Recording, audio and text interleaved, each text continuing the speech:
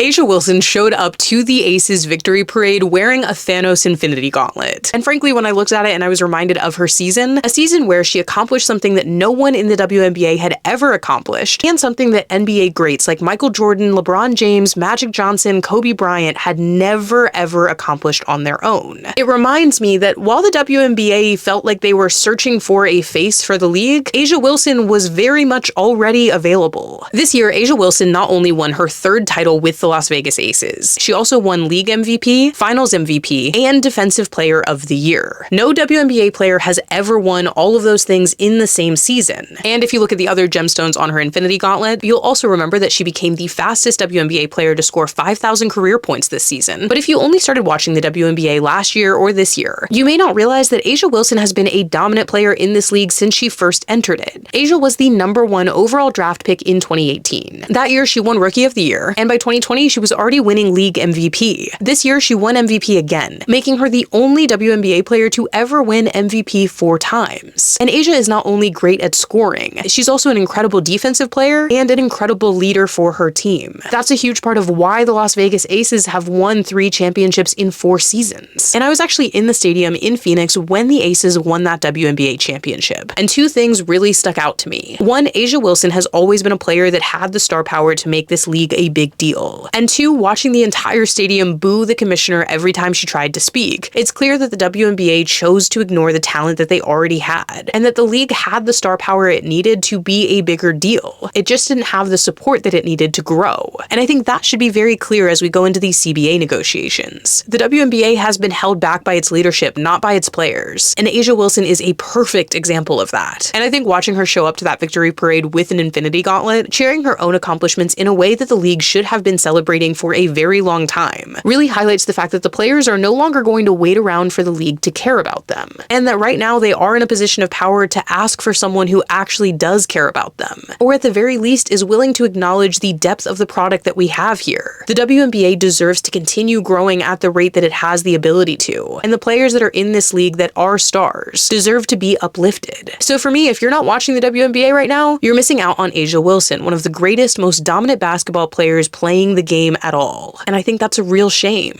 If you're a new WNBA fan, have you enjoyed watching A'ja Wilson play? And did you realize how good the game already was? And if you've been a longtime WNBA fan, how happy are you for A'ja and her accomplishments this season?